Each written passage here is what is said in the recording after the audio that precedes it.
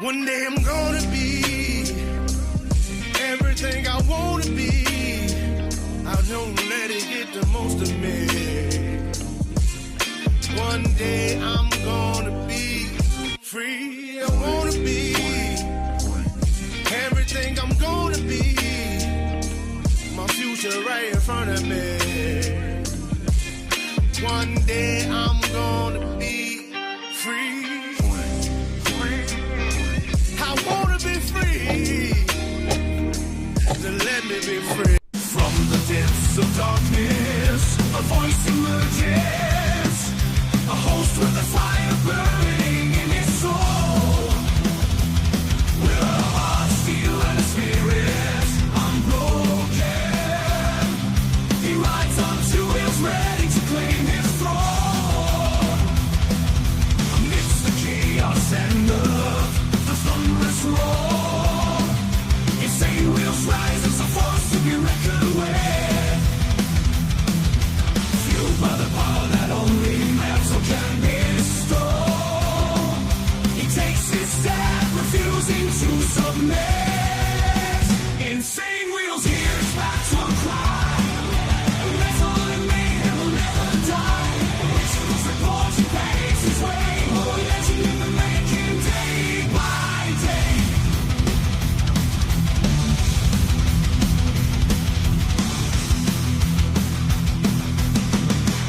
Man, oh man, it is a freaking fantastic hump day morning for everyone. Let's get it. Hopefully everyone's enjoying themselves and their morning so far. We have a lot to discuss this morning. As you guys see, the government has shut down as of last night. Going into the 1st, it is officially shut down. So this is something that obviously it happens a lot within government, but here's the thing. I do not look at the government shutdown as any type of good thing. It's counterproductive in government. Anyways, the way that I have this titled, obviously, is live updates U.S. government shutdown, of course, but we are not going to only specifically talk about the shutdown, though that is going to be the main highlight of today and a lot of the discussion we're going to be having. But we do have some other things that are happening in the media as this is all going down at the same time. So, Trump's crime crackdown begins in Memphis, Tennessee. You guys are going to see that here in a few. That was actually reported on yesterday. And then Hamas reviews Trump's proposal to end the war. I have no idea how that proposal went with Hamas. I know with all of the Arabic countries and all the Gulf countries down there over there in the Middle East, they're all on board. So the last people to essentially sign is Hamas. So it'll be interesting to see what Hamas had to say about it. Then we also have, we're going to be going into the U.S. government shuts down after Congress misses funding deadline, and then more about the government shutdown, Republicans and Democrats not budging. Viewer questions are going to be answered, I suppose. That's what it says, at least. Then we have a very odd situation that is happening over there in the Bronx, New York. The Bronx building partially collapses, and it's actually a humongous collapse. Kind of interesting. Then we also have all of the live stream that is happening of the government shutdown. Basically all the different, well, not all the different parties, the two different parties coming together, talking their shit. And then we have other people there weighing in as analysts, all sorts of stuff. Usually those are the kind of things we try to avoid, actually, because a lot of it is just their rhetoric. And I don't give a fuck about their rhetoric. I only care about the truth and what is actually happening, right? So anyways, ladies and gentlemen, before we go ahead and do this, we got to do our call to actions. Make sure you guys hit that like button on the way in. It helps out the show immensely, and it's free to do so. And you know what else is free? Is hitting that subscribe button. But this is a little bit of the money part. Please consider becoming a member, starting only at $2.99 a month. Making sure we're not breaking the bank out there with anybody. But check it out. This is the way that we stay on the airwaves, is 100% because of you guys in the Breakfast Club. So thank you guys. Little side note here, follow my Instagram at BallValveTV, where I post everything behind the scenes, and not only my life, but as well as the show, Millennial Food Time, breaking news, and it's a great way to get a hold of me one-on-one, so make sure you guys join up on that, and direct message me there. But we also have a Discord link for you guys. If Naomi's in the building right now, she can drop that link for you guys, but if not, we have the link down below of every single video in the video description.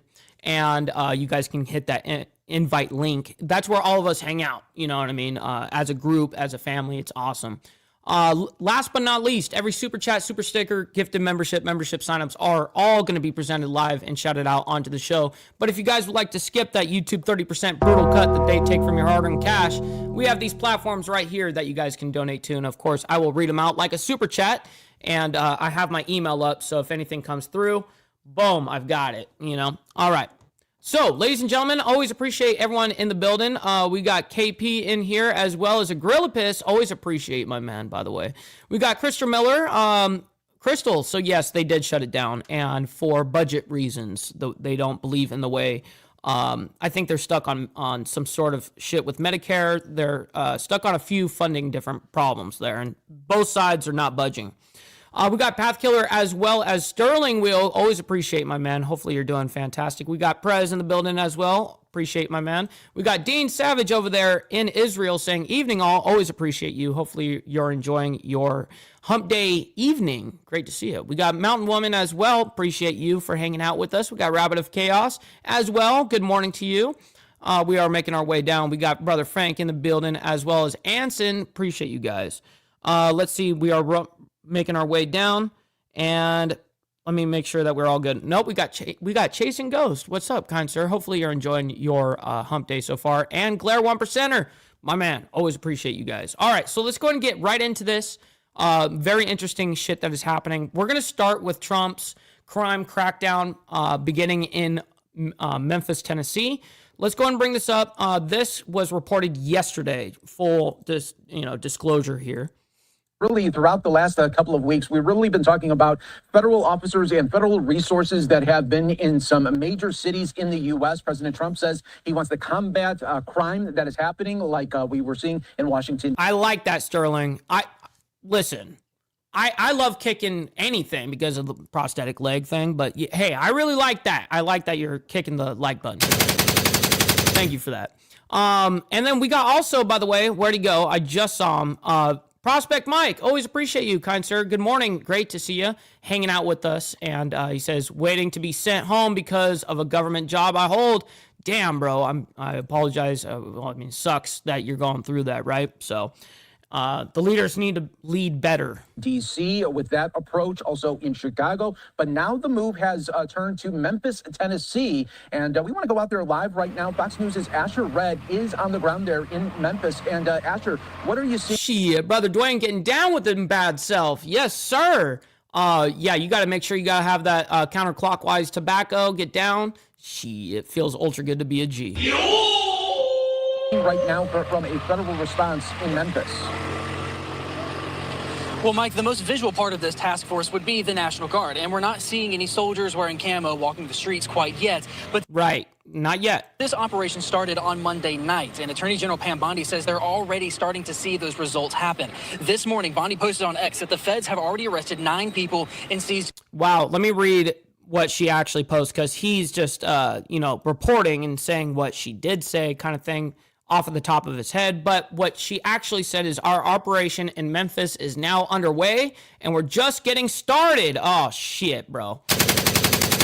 Yesterday, 9 arrests were made and 2 illegal firearms were taken off the streets. Additionally, 219 officers were special deputized, and our Joint Operations Center is up and running. Thank you to our great FBI, which all these fucking FBI, ATF, DEA, all this bullshit, they all need to be defunded, by the way. Fuck them. All 3-letter and 4-letter agencies, get them out of here. And she says, make America safe again. All right, back to 2 illegal guns. She also says the U.S. Marshals deputized 219 National Guard troops, and she says this is just the beginning.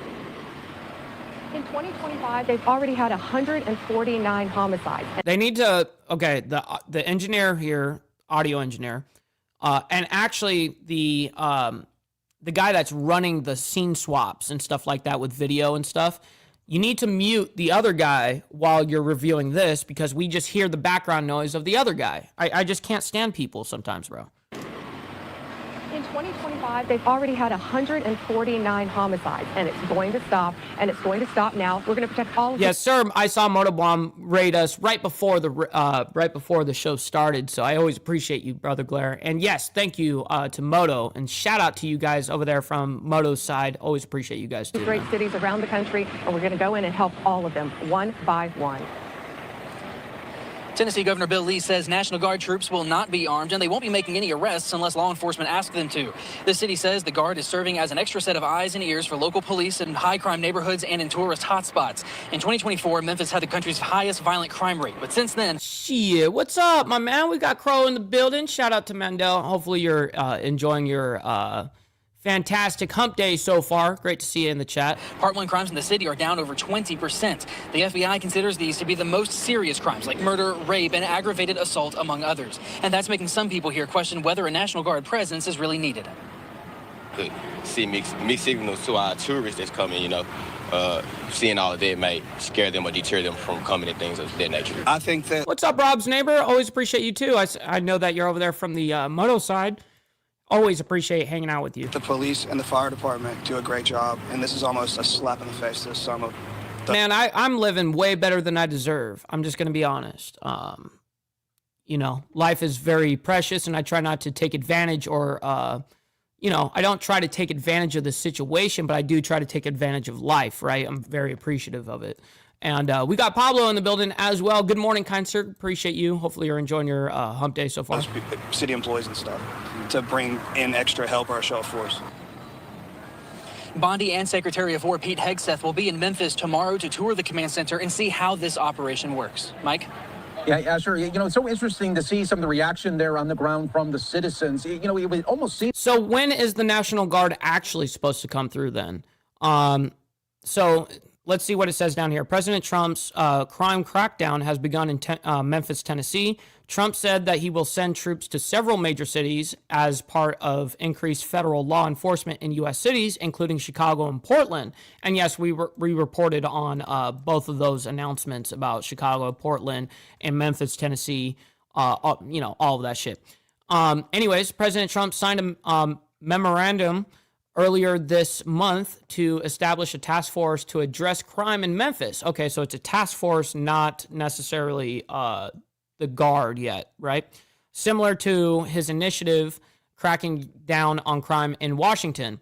Trump said the effort would include the National Guard, the FBI, the Bureau of Alcohol, Tobacco, and Firearms, which is ATF, and explosives, and the Drug Enforcement Administration, DEA, Homeland Security Investigations, HSI, and Immigration and Customs Enforcement, which is ICE, obviously. So, anyways. That, if you lived in the area, you would maybe want as much help that you can to try to maybe clamp down on the crime. But others see it a different way. And the two that you interviewed there, it seemed they feel like it's more of a detriment. Is that the feeling that you got? Well, Mike, ironically enough, the people who live in the not-so-great neighborhoods or maybe the more high-crime neighborhoods, they're saying they want the Guard, especially the business owners there who have dealt with break-ins in the past. I spoke with one of those guys yesterday as well, and he says he's a... I definitely know that the businesses definitely want it. Now, do citizens as a whole want a police state? I don't think so. That's going to be my honest truth. But I do think that people realize that we can't continue down this road and we got to stop this bullshit. It's not going to be a permanent police state, and I think I understand your guys' position as well. I look at everything as totally objective, right? I try to take myself out of the equation on a lot of these analysis, but at the same token, it's hard for me because for me, for instance, where I live, there is not a humongous crime rate, and I would not want a police state where I live. You know what I mean? I don't want to be everywhere I go fucking federal agents walking around. I wouldn't want that for me, and I wouldn't want that for my family. But I do understand in different parts of the country, especially big cities and stuff like that need it. Unfortunately, it's just, what are you going to do if these mayors and these governors continue to not allow these cops to do their job? Then you have corrupt DA, then you have corrupt judges that are letting all these motherfuckers out, which is just insane. Yeah, anyways, it's kind of like a catch-22, right? The Air Force veteran, and he wants the Guard in Memphis, but a lot of the people who don't live in those neighborhoods are against it. That's what I'm seeing from here on the ground. Pastor Rod, that is such a great view. What's up, brother Bob? Always appreciate you hanging out with us. Good morning. Point there, and I think so many people are going to zero in on that. We really appreciate you joining us here, as always, from Memphis with the latest. That's very true. And if they are legitimately asking for it, such as Memphis, Tennessee, for instance, the governor of Tennessee, of course, wanted this. And I agree with that stance as well, by the way. We got Rocket Queen in the building. Shout out to you. Hopefully you're enjoying your hump day so far. Always appreciate you hanging out with us. Hopefully you're enjoying your morning so far. All right, we're going to move into the next ordeal here. Like we discussed yesterday, I actually showed you guys the proposal regarding the Gaza plan, right?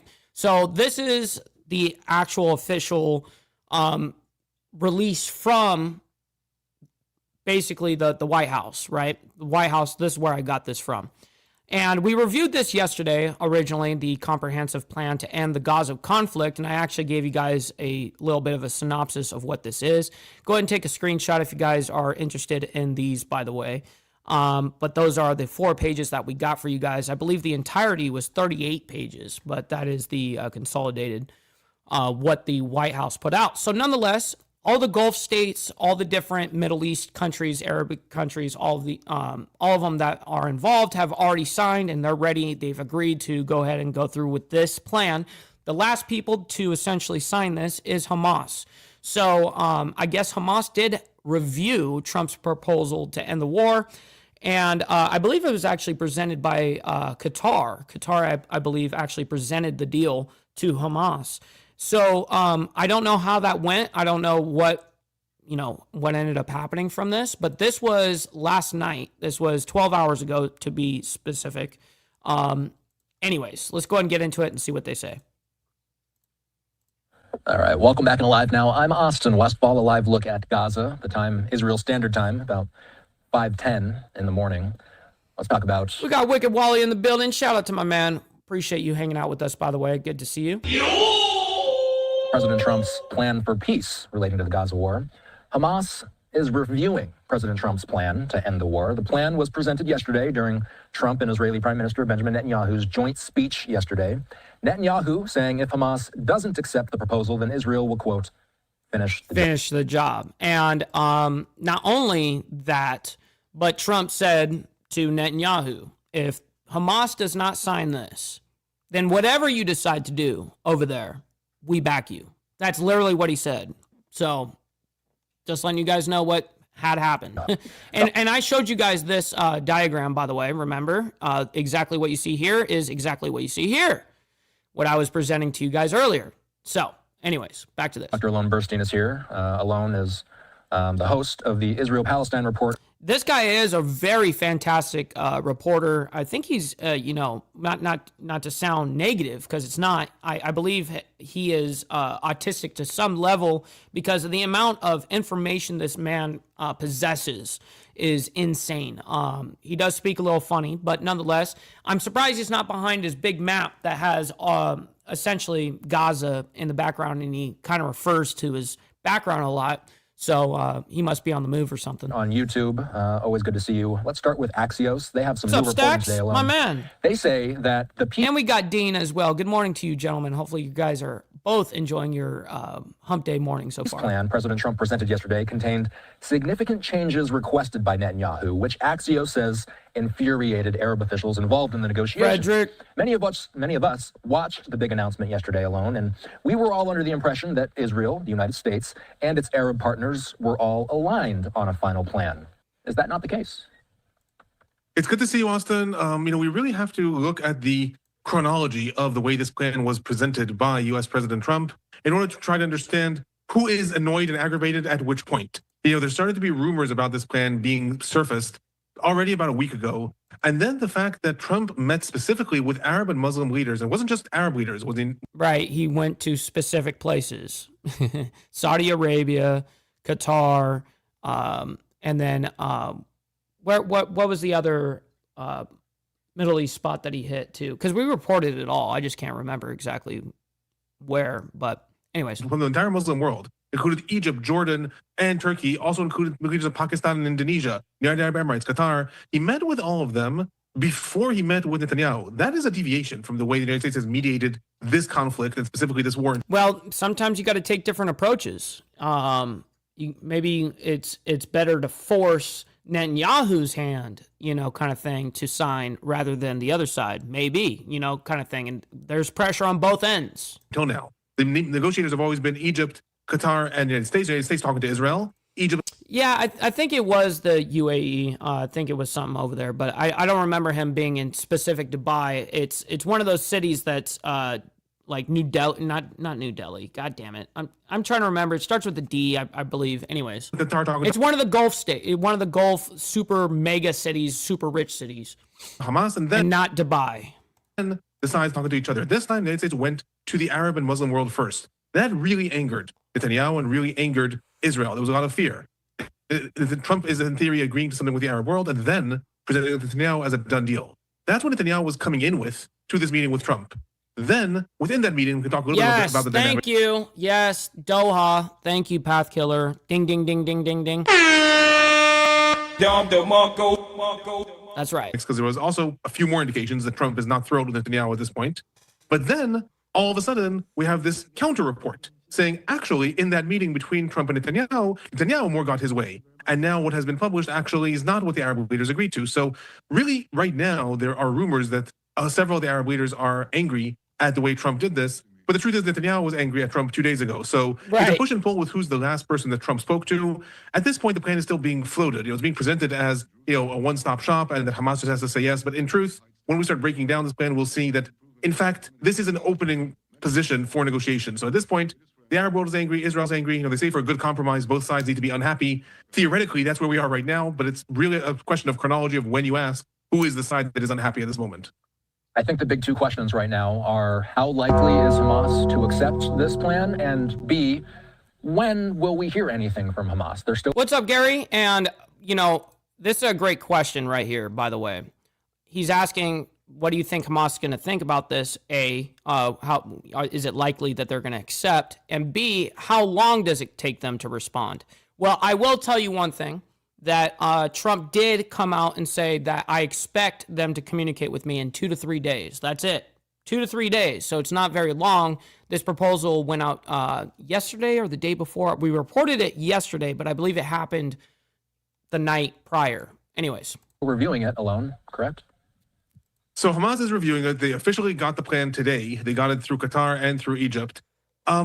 Look, it's very difficult to say what's going to be Hamas's response because, first of all, like you and I have spoken throughout the last 2 years, there's a split leadership within Hamas. The majority of the leadership right now lives in Qatar, but there's also the military leadership in Gaza. So both sides would have to agree. There are rumors that are surfacing that the leadership in Gaza has given the okay to the external leadership, saying we'll go along with this if you think so, if you think we should. And Hamas really is at the point right now where it would really not be smart on their end, I'm talking just strategically, to say no, even if they disagreed with this plan. At this point, with Qatar and Egypt, both strong allies of the United States, publicly agreeing to the plan, Hamas really cannot say, no, we don't accept this. This isn't good for the Palestinians. This isn't good for Gaza. That would put them in a position where they would be completely isolated in the world. So I'd say... Right. And then that's when it's kind of all up from there, unfortunately, if they don't sign. If they do sign, it essentially brings all their arms down. Hamas is no longer in power. All the hostages are returned, every single one of them. That's all in the proposal there. And they would even exchange, on the Israeli side, they would actually give them back like thousands of prisoners and shit. And on top of that, humongous amount of aid. There's all sorts of shit that would happen. There's a very, very little to no chance that Hamas is going to come back with a no. It's more likely that Hamas is going to come back with a, okay, counter. We accept this. We accept this with a counter or something? But here are our revisions. And then Right. They would send back a counter. Exactly. The question is going to be, how big are those revisions? Like I said, within the plan, there are things that objectively need to be negotiated. The plan is a comprehensive plan, but it says a lot of vague things of what should happen, and they need to be negotiated. Even if Hamas were to come back today, and Israel would come back today, and both say we agree, this can't be implemented in the next 72 hours. It needs to be negotiated. So Hamas, I'm guessing, will come back with revisions. Oh, there's plenty enough to save. It's not about you got to understand land grabs, right? It actually is a fantastic piece of property, whether there be buildings there or not. There is a lot to save. And the way that, Israel's looking at it is if none of them were there and this was under their authority, that this would be a humongous benefit for their people. The extent of those revisions, if it's really negotiating technicalities or if it's a revamping, is going to determine then Trump's response. Is Trump going to look at this as, okay, they've agreed, but they want some changes, just like Netanyahu agreed, and now we just learned from Axios want some changes, that's okay? Or is it, well, they agreed, but they really did not agree? Now, in terms of the timetable, in the initial plan, one of the major criticisms that was surfaced immediately is that there was no timetable for Hamas to actually give an answer. The plan says in it, in a very strange way, I'll say, that it will go into effect, the hostage release, 72 hours after Israel publicly agrees. So once they publicly agree, then the release within 72 hours. To the plan. Didn't say Hamas has to agree. So Israel had to agree, and then hostages would be released. But of course, Hamas has to release the hostages. That was one of the points that was very unclear in the plan. Yeah, that is very unclear in the way that he just broke that down. Because the way I understand it is every single hostage to be released, and then that also in exchange with this whole thing on the Israeli side would give up thousands of prisoners, Palestinian prisoners as well. Today, Trump came out and said, we will give Hamas 3 to 4 days in order to answer. No, that also is a bit. He said 2 to 3 days. Of a vague deadline, and that also tells me the way Trump is looking at this. He's not saying you have 72 hours or, again, the gates of hell, things he's talked about in the past. Now it's 3 or 4 days. That's more of an indication. Take your time, come back to me with a positive answer. Don't say, well, I gave you an impossible deadline. That's my guess.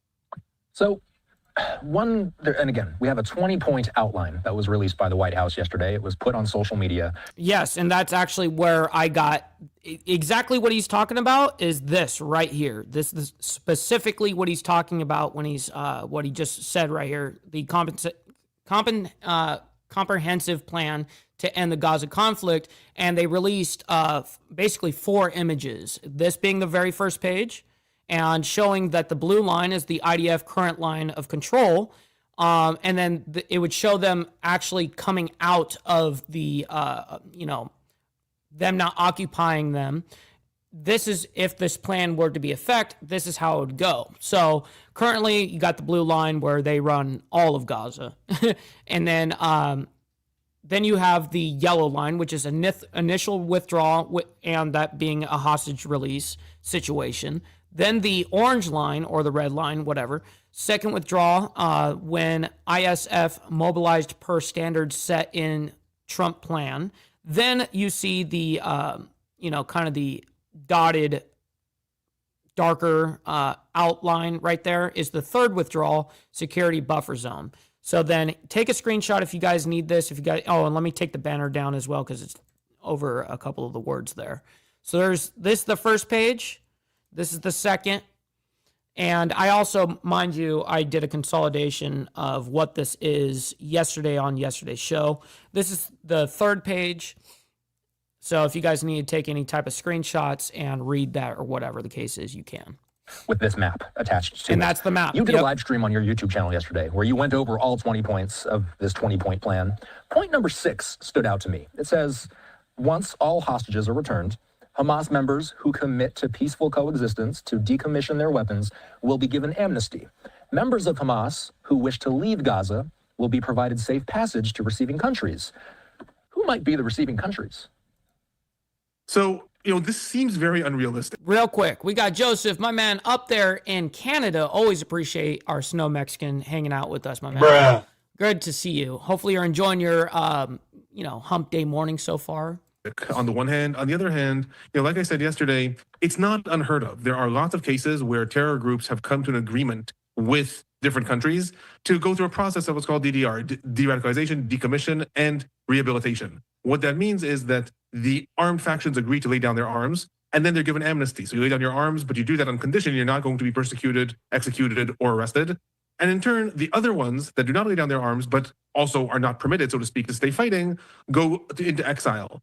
In this case, there could be a plethora of countries that would agree to accept Hamas fighters as, just refugees, so to speak. Anyone from Jordan to Qatar, possibly Turkey, possibly Iran, maybe even Iraq. I suspect the United States will try to pressure Iraq into maybe accepting them. But we have to really consider this not as a mass exile of Palestinians. This is basically a way to say to Hamas, to the fighters, you have a way out. You don't just have to fight to the death. Yes, exactly. It's just at least so you know, because that's the whole thing. It's like, where are they going to go? Where are they going to go?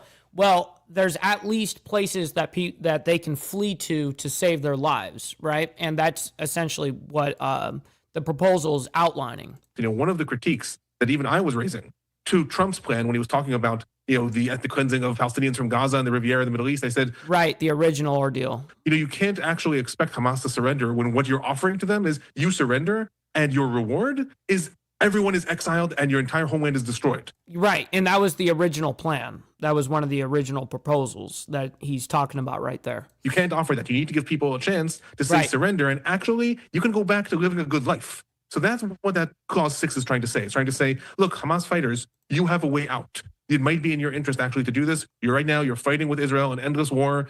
It might be in your interest. You will be able to be given amnesty or go into exile as a way to say, if you don't want to commit to peaceful coexistence, then you'll have to go into exile. Of course, I will also add, this has come under heavy criticism already from, I'll say, more cynical commentators, but also a lot of politicians that are saying, it's the politicians. Yeah, it's the politicians' rhetoric that gets all these, like, this is actually a somewhat decent fucking plan here. This is like the last chance to make this shit happen for real before people really fucking go down. Okay? I'm talking on another fucking level go down. So I'm looking on a saving lives and the benefits of both sides and the sacrifices from both sides. This is a decent fucking plan. And I couldn't think of something better. So you know what I mean? Hamas is a designated terror organization, carried out the October 7th attack, has a long history of, let's just say, not being friendly to Israel. The idea that they will pledge to peaceful coexistence and then the fighters will be allowed to stay, weapons will be taken away, but they'll just stay based on the fact that they pledged to live in peaceful coexistence is somewhat being ridiculed by some of the more cynical commentators also. That said, I understand where that's coming from. I understand that it's coming from this idea that you can lay down arms and disarm, but will it actually come to the fold, and will there be any level of trust between Israelis, and these Palestinians who used to be Hamas fighters, maybe participating on October 7th, now commit to peaceful coexistence? That's already a stretch, I would say. Right. That is true. So you've had a day to take this in, to sit on this 20-point plan. I had a question about point number 6. What are your main questions about the proposal? You say there's a lot Okay, he's got a question on point 6. Let me go ahead and bring this up. It says, once all hostages are returned, Hamas members who commit to peaceful coexistence and the decommission their weapons will be given amnesty. Members of Hamas who wish to leave Gaza will be provided safe passage to receive countries. Okay? All right. So that is what that is, or receiving countries, rather. Vague language in there. What are your top questions at this point? So there's a couple of things in the plan that are meant to cater to the needs of both sides. You know, both Israel and Hamas throughout the last 2 years have really put forth a lot of just absolute red lines and said we're not going to come to a complete ceasefire unless these are met. And there's also the factor of the pressure of the Arab world, the different Arab states that also came to Trump and said we're not going to agree to endorse this unless you add clauses A, B, and C. Among others, there are some facets in the plan that sound like they are hashed out, but in fact, they really are not. In my opinion, chief among them is the question of Palestinian prisoners that will be released.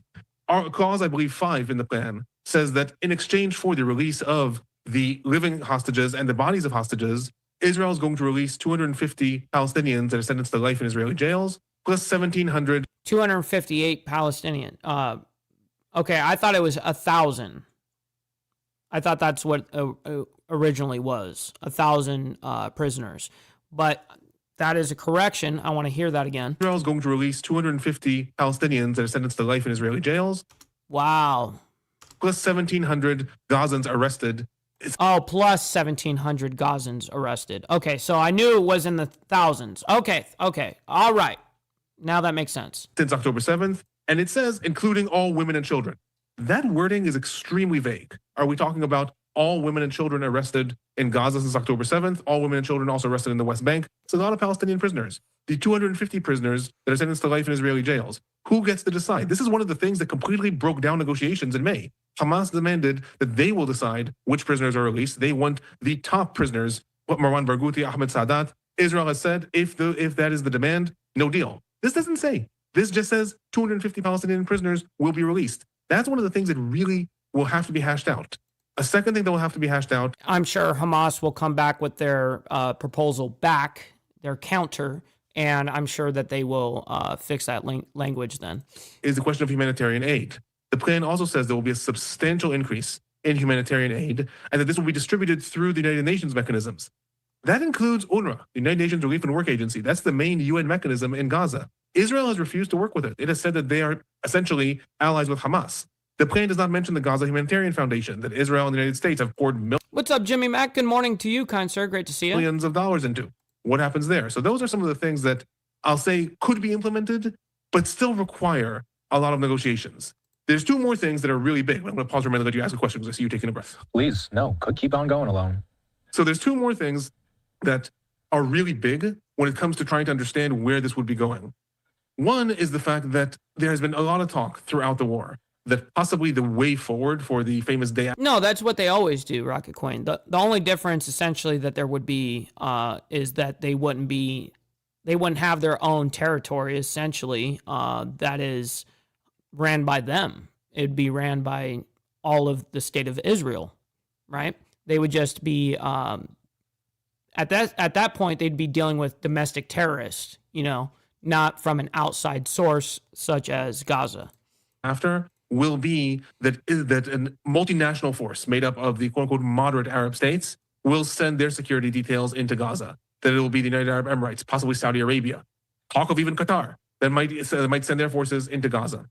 This plan relates to that explicitly. It says that there's going to be an international transitory force that is going to be made up of these different Arab states, but it is not clear, first of all, what is going to be their job. Are they going to provide security for the Palestinians?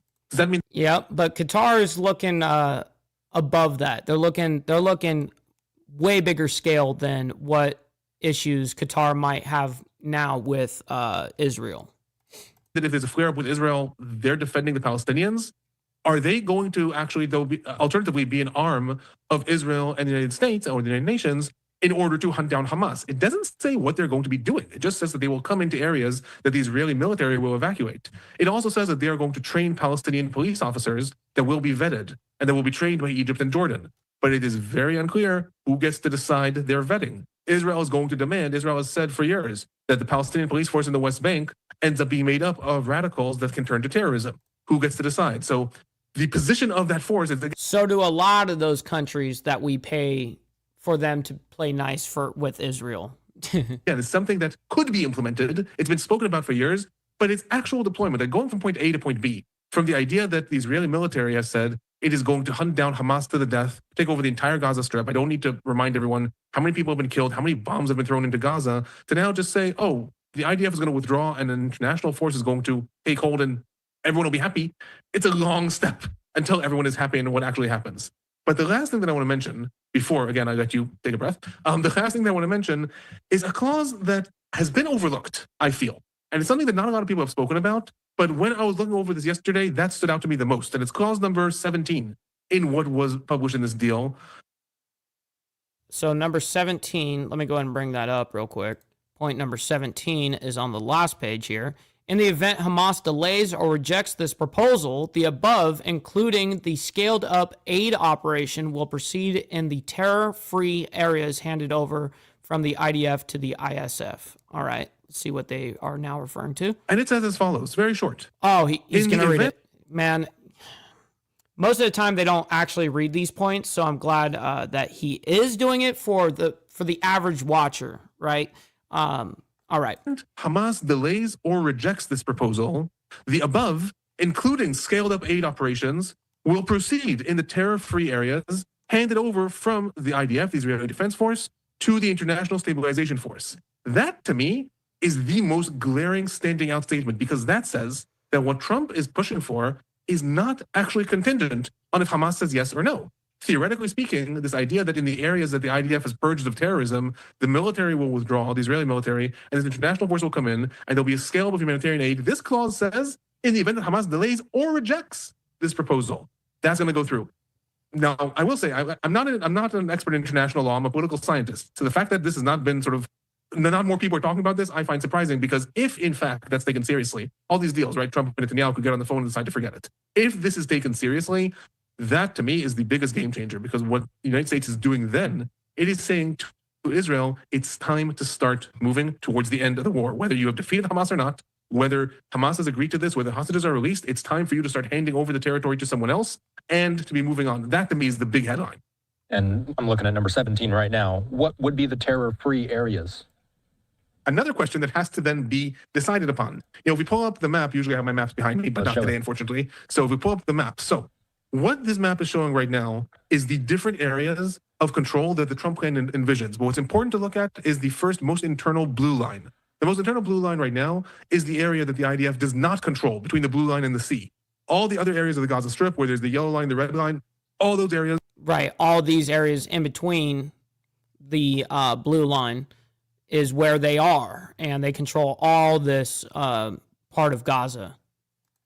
Are under IDF control, and theoretically, the military is already purging Hamas from those areas. Within the blue line, between the blue line and the sea, that is the areas that the IDF still has not taken over. So, in theory, the terror-free areas are the areas that the military has taken over, has destroyed Hamas's infrastructure, and has said, okay, from now. What's up, Kel? Great to see you, by the way, up there in Canada. Hopefully you're enjoying your hump day so far. On, this area is declared free of Hamas.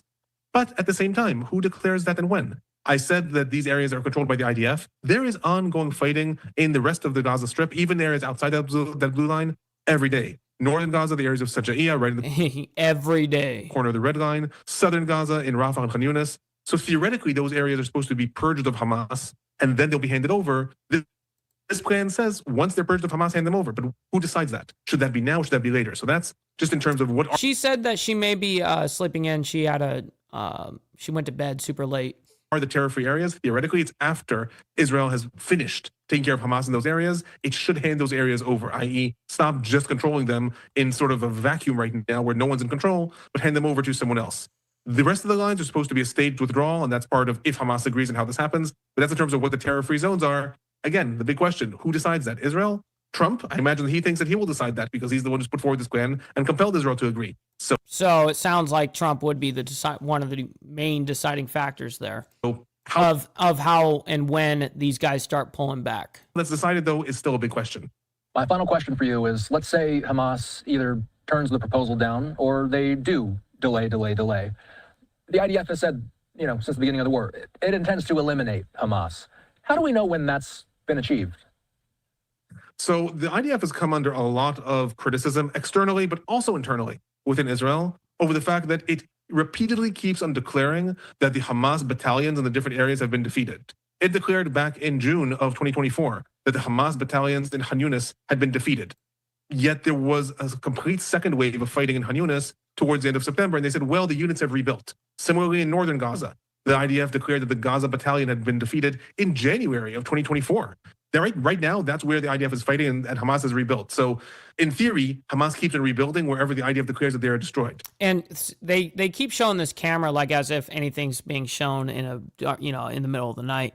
But this is on the Israel side, and then there's this big buffer zone, like humongous buffer zone. You can see it from when it's clear and all that from this camera even. But there's like this big buffer zone, like of just field. And then there's Gaza, So, anyways. Something that we've talked about very frequently is what is total victory over Hamas? Is it Hamas actually collapsing as a governor? We're seeing some flashes there now in the sky in Gaza. Yep, I saw that. What is total victory over Hamas? Is it Hamas collapsing in terms of the government collapses and they're no longer in power? Does it mean that there's no more weaponry in the Gaza Strip? That's demilitarization. Does it mean that every single Hamas member is killed? We don't know. What we do know is that the military has openly said two things. One, if there is no deal, it intends to push forward into Gaza City and to gradually take over the different territories and to continue to purge Hamas to the extent that it is managing to do in Gaza City and then in the central. What's up, Beezer? Good morning, kind sir. Hopefully you're enjoying your hump day so far. Great to see you. Camps. But the second thing the military has said is it desperately does not want to do that. It has constantly said to the Israeli government, try to come to a deal first. The hostages are likely held in those areas. We don't want to go in and fight while the hostages are there. Right, and they are the only political pawn that Hamas really has. First, come to a deal, then figure out what is the next thing that we should be doing. So both those things are being sent by the military. And theoretically, if Hamas rejects this, then that's supposed to go forward. If there's no deal, then the military is supposed to push forward. But one of the things we're seeing, again, if we read between the lines of the meeting between Trump and Netanyahu, Trump is starting to, I suspect, feel that he does not want to support this war in an endless capacity. He might give Israel all the backing that he thinks he should give, but he wants to know where this is going. And where seemingly that broke was in that assassination attempt that Israel carried out in Qatar. On September 9th, Israel tried to carry out the assassination attempt, according to... Right, and that's exactly what Anson was saying in the chat earlier, was how is Qatar going to be so just cool with all this with, regards to Israel when they just fucking fucked up Qatar, Reports Trump was furious and felt betrayed. He had been putting forward another deal, and it was being negotiated, and Israel, tried to carry out that assassination attempt, and did this in Qatar, a friendly country to the United States. And where I saw that Trump was angry was in what happened in the Oval Office before this negotiation. When Netanyahu got to the Oval Office, Trump told him to call the Prime Minister of Qatar, and in front of him, Trump lifted the phone and called the Prime Minister of Qatar, handed it to Netanyahu, and told him, apologize for that attack. And the White House... I didn't even see that. He said, apologize. He's on the phone with the head of fucking Qatar, hands the phone over to Netanyahu and says, apologize. Damn, bro, cooked. Shit. Published 2 pictures of Trump on the phone and of him handing the phone to Netanyahu. That's a scolding moment. That's a parent coming to the child and saying, apologize now for what you did. The fact not only that happened, but that the White House published those pictures, Trump knows very well how to be a showman. He knows very well the power of publishing different images. The fact that those are the images that were published, I think Trump is trying to show, I'm not going to say, this is nowhere near the Zelensky case of the humiliation in the Oval Office. Yes, sir, Steve Posey. Great to see you, by the way. Good morning, good morning. But Trump is trying to show, look, I'm supportive, but I'm starting to lose my patience. I think Brother SNS, whether Hamas agrees or disagrees with this, Israel's going to start feeling that also. It's not going to be the end of support that Trump has shown until now. Yeah, so we will know here in the next little bit, I'd say probably within the next couple of days, we will see some sort of response, and whether it be a delay, whether it be them accepting, denying, or countering, whatever the case is. We, of course, are going to be following it. All right, we're going to be going into now the U.S. government shutdown. We're going to talk about it a little bit here. Let me go ahead and bring this up. And this is actually a fairly quick segment here. This happened at midnight last night. So I want to bring this up. And this is exactly at midnight. Boom. Now it's officially shut down. The clock has now struck midnight in the nation's capital. A live look at Capitol Hill, where the government shutdown is now in effect. We do know that the OMB officially issued guidance that the government will shut down today. We know that senators did hold a vote earlier today. Ultimately, that vote did not get us to a spot where they could avoid a government shutdown. So now here we stand, October 1st. And it'll be up to the Senate in the morning to reconvene and see if they can work through some of the key issues. We'll be listening tomorrow morning. And when I say tomorrow morning, I mean Wednesday morning. We'll be listening Wednesday morning for any key concessions that may come from lawmakers. The U.S. Senate did adjourn earlier Tuesday. Which we do have a little bit of that for you guys here after this. The evening without reaching a deal to extend federal funding. So we are now talking about a partial government shutdown that will have a range of effects on public services, employee furloughs, potential layoffs. Certain government activities will be impacted. Beezer. Republicans had crafted a short-term measure to fund the government through November 21st, by the way. But Democrats insisted that the measure address their concerns on health care. They wanted to reverse the Medicaid cuts in President Trump's mega bill passed this summer. And from the big, beautiful bill. Extend tax credits that make health insurance premiums more affordable for millions of people who purchase through the marketplaces established by the Affordable Care Act. Republicans called that Democratic proposal a non-starter, and that's why we sit where we sit tonight. A partial government shutdown on this Wednesday morning. Neither side so far has shown any signs of this hour, by the way. The House is not even expected to have votes this week. Damn. The Associated Press says that when a lapse in funding occurs, the law requires agencies to cease activity and furlough, quote, non-accepted employees. Yes, and by the way, I very much appreciate you guys hitting that like button. Make sure if you have not already, make sure you hit that like button. I don't tell you guys you have to donate or any of that shit, but I do ask you guys to please hit that like button. But since we're on the, call to actions here, why not? Listen, you must obey. Maybe you need to donate some freaking money. Donate. Maybe you need to donate some freaking money. Maybe you need to donate some freaking money. Donate. Maybe you need to donate some freaking money. Donate some freaking. Shit. Hopefully you have a fantastic rest of your hump day, Kel. We'll see you in a little bit. Always appreciate you. All right, so we're going to move into now more, this morning, meaning 3 hours ago. We have an update. Government shutdown, Republican and Democrats not budging. Viewer questions, I guess, are answered within the this media press right here. So let's go ahead and bring this up. And bam, let's go ahead and see what they're talking about here. And we did ask you here throughout the show your questions about the government shutdown. I'm sure you have a lot of them. So it's time now to have a live discussion about all of this and what this means. And for that, I do want to bring in Richard Gordon. He's a political analyst joining us. Yo, real quick, we got Kel in Canada coming in hot like a motherfucker, bro. Thank you so much for the $5. Bro, making it rain out here. Shit. Very much appreciate you, kind sir. All right. It's live right now to answer your questions. Thank you so much for joining us here on Live Now from Fox. We appreciate it. Well, good morning. Thanks for having me on. It's a pleasure. All right. Well, as I said, I had a lot of questions prepared for you, but the viewers really wrote in and they asked some great questions. So we're going to start off with the basics here with some of these viewer questions. So this first one says, what are the reasons for the shutdown and what needs to be done to reopen the government? Is he muted? Appropriation bills that need to be passed. He was muted, not on his side, but on her side. Before September 30th or by September 30th to keep the government running. This is done every year. This is the way it always is. It's the way it's always been.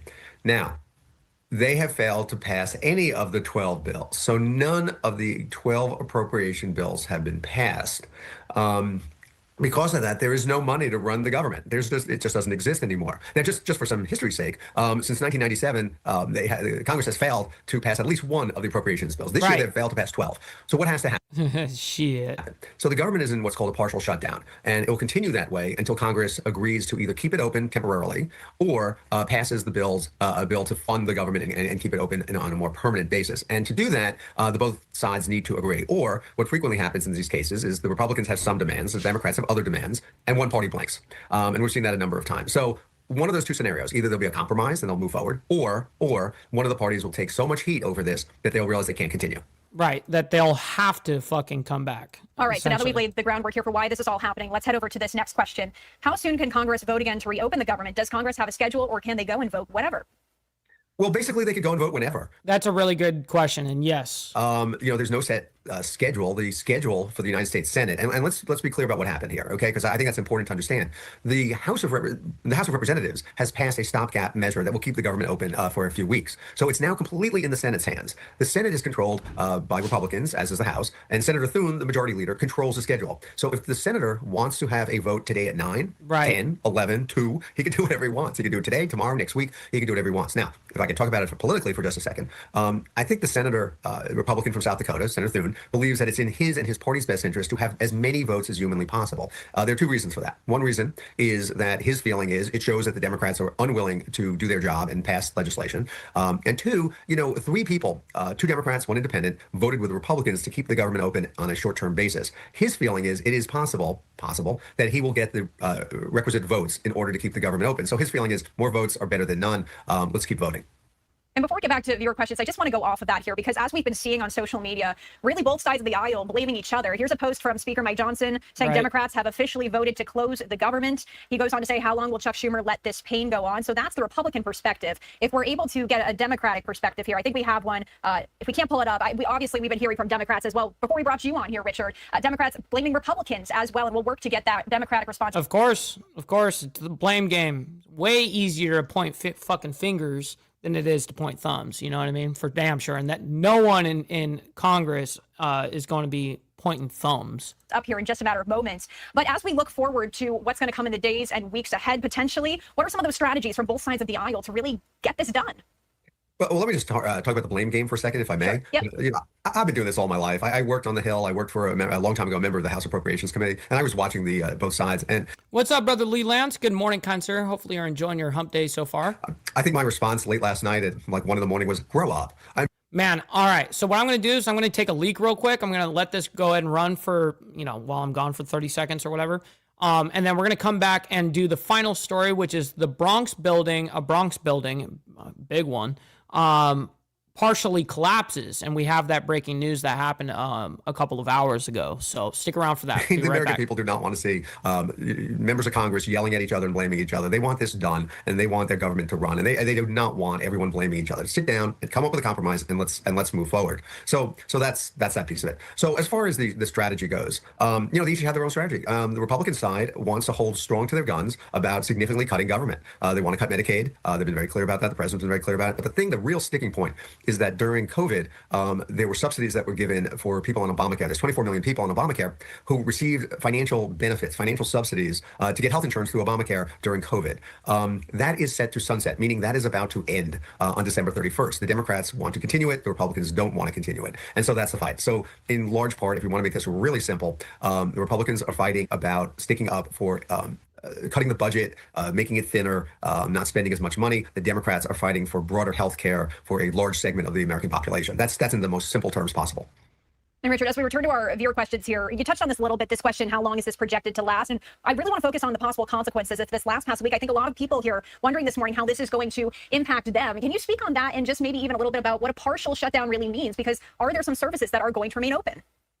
Well, there are a lot of services that are going to remain open. And to be blunt, for a lot of Americans, they might not even notice. And I think President Trump, in some ways, is hoping that's the case because it really lessens the political impact of this. But let's talk about some of the services that are open. Social Security, Medicaid, Medicare, food stamps, those type of things, Veterans Affairs benefits. Those will continue to be open. This shutdown is very different than other shutdowns. This government has... Real quick, I gotta think we got Lee Lance coming in with the Cash App, man, saying for dues, boy, shit. Dues have been paid, cunt, sir. I very much appreciate you for making it rain in the Cash App, my man. All right, so let's go ahead and now you guys understand what is happening with the government. No need to really go over and beat a dead horse, whatever. Let's go ahead and get into now the last story that we have. Let me actually double check that fact. Let me refresh on this side. One sec. Totally checking to make sure we're totally caught up. There may be one more story. We'll see. Oh, there is one more story. All right, so let's go ahead and do this Bronx ordeal real quick and see what is happening. We have the images of that, and I have not seen this yet. This did happen a couple of hours ago, though.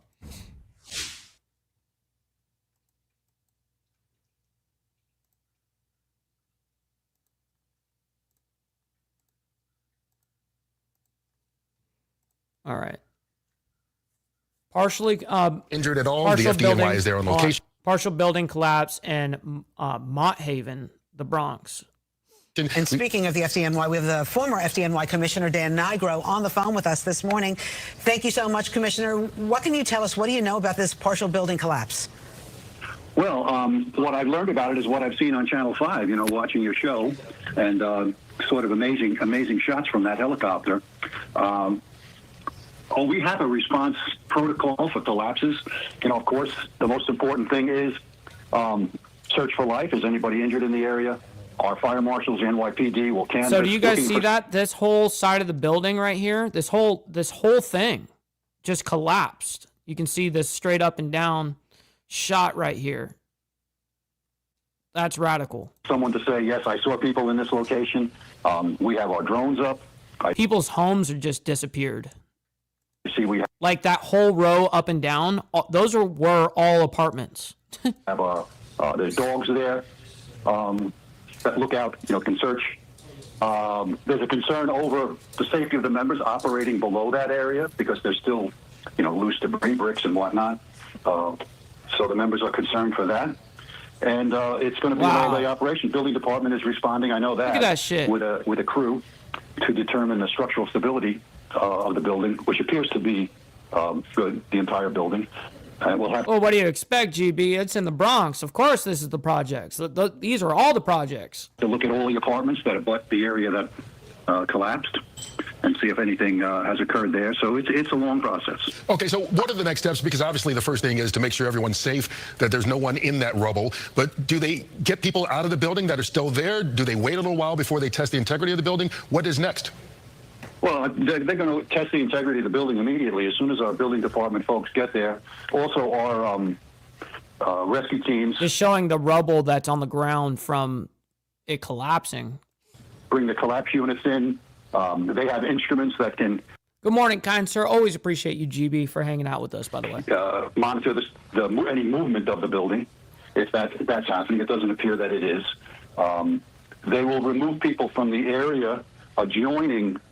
It's quite a large building, the section that collapsed. So all of this is going on simultaneously. And most important thing is, if we get any reports from folks that somebody was seen in the area and is now we're unable to contact them, that would be a concern. It would give us an particular area to search. But the rubble removal is certainly going to be a long, arduous process.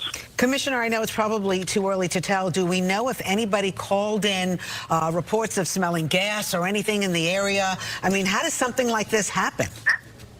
Oh, shit. There's an update on this whole thing, by the way, that just came out. Holy fuck. It says gas explosion causes Bronx building collapse. So it was a gas explosion that they are speculating. So let me go ahead and bring this in to you guys right now. You guys got the images there of what is happening. That was for when it was happening just a couple of hours ago. But now we actually have an update on this whole thing right here. Let's go ahead and check this out. Explosion that led to a partial building collapse in the Bronx.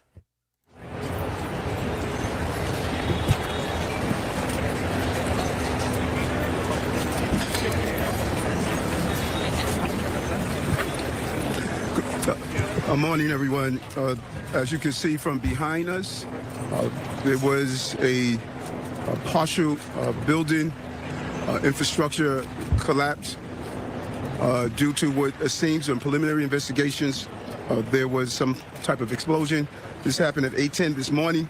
We received reports of an 8:10 this morning, and right now it is, for them, noon. For me, it's 11 in the morning. Incident involving the chimney to the boiler room here at NYCHA's Mitchell houses. This result. Wait, so a chimney? What kind of chimney are we talking about? Because none of these apartment buildings have chimneys. I don't know what he's referring to. Let me back that up. Explosion. This happened at 8:10 this morning. We received reports of an incident involving the chimney to the boiler room here at NYCHA. Chimney that goes to the boiling room. Got it. Okay, so we got Noel. By the way, great to see you in the building. Hopefully you're enjoying your hump day so far. Great to see you. Mitchell houses. This results in a partial building collapse. We are extremely fortunate. At this time, we have no loss of life or no injuries. Residents of the What's up, Lisa Lay? Always appreciate you. Hopefully you're enjoying your morning as well. F and G lines in All the good. building were evacuated, and other tenants can reoccupy the building at this time once we ensure the safety of the structure. First responders quickly arrived on the scene, and an investigation is currently underway to determine the cause of the incident. We're still investigating to make that determination. All of this is unfolding situation at this time, and we want to make sure that people stay away from the area to keep them safe. We have traffic and pedestrian restrictions throughout the area. Gas to the entire complex is shut off right now, and inspections of the building are ongoing. And it's crucial that we ensure that the area is safe, so we're really calling for residents not to go anywhere near the area. I want to thank NYCHA, FDNY, NYPD, NYSEM, DOB, and Deputy Mayor of Public Safety, and Con Edison for their swift response. And as the mayor, it's my obligation to ensure that the tenants and residents in this area are safe. I want to turn it over now to Commissioner. Did they announce if anybody was found, or did they announce if anybody was hurt, unalived? We don't know any of these things yet. Tucker. Then we will hear from NYSEM Commissioner Jack Isco, and finally the borough president of the What's up, Morto? Great to see you, Morto. Thank you. Good morning. It's Robert Tucker, the New York City Fire Commissioner. As the mayor said this morning, just after 8 a.m., the fire department was notified of an explosion. We responded in less than 4 minutes, and when our units got here, they alerted us to a major collapse of a structure attached to this building behind us. As you can see, numerous FDNY and EMS units responded to the scene. Luckily, as the mayor said, no one was injured. We ran No one was injured, and I see that in the comments, by the way, Prez saying no deaths, Mike. That's fantastic. That's the best case scenario. Dogs over this pile of bricks that is behind us, which is the structure that collapsed. It is a ventilation shaft connected to the boiler, which collapsed. We believe that's where... Right, and that made sense. Originally, by the way, when I made the chimney comment, I thought they were talking about a normal chimney originally. And then once I replayed it and I brought it back and I heard the boiler's chimney, and now it makes sense. Where the explosion occurred, but that's going to be for our fire marshals and the NYPD and all of our investigative partners to investigate and explore. I just want to acknowledge the partnership among all the first responders.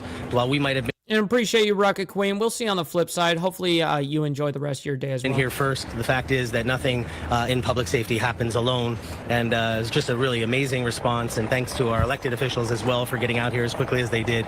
Well, that's awesome. That's awesome. No doubt. Ladies and gentlemen, so let's go ahead and figure out who is live right now that we can send you guys off to with a raid. We are all caught up. There was the House Republicans that came out and had a conversation regarding the government shutdown, but I'm not really interested in either of their sides at the moment, especially when we are already over our time. You know what I mean? But nonetheless, I always appreciate you guys. Stick around for the raid. We're going to be raiding somebody. Let me go ahead and bring this up and see who we're raiding. We're going to be raiding our buddy, chatting with Stacks. He was actually here in the chat earlier. So make sure you guys let him know we're coming through with the Mike Ball raid and show him a little love, you know. And also, on the way out, make sure you guys hit that like button. It helps out the show immensely, and it's free to do so. So I very much appreciate you guys. And listen, I can't do this without you guys as well. I'm very honored to be able to present the news and go for the facts, you know what I mean? And I'm very honored that you guys trust in me to be able to do that. And so, anyways, that being said, ladies and gentlemen, I will be back tonight, this evening at 7 p.m. Central Standard Time, 8 p.m. Eastern for the Diamond Effect, what we do every Wednesday evening. We have a great conversation with the Diamond Effect. So make sure you guys come around for that. If I don't see you guys tonight, we will see you guys tomorrow morning for more of the world's madness on our truth-seeking adventure. Much love, honor, respect, everybody, and God bless everyone. From the depths of darkness, a voice emerges. A host with a fire burning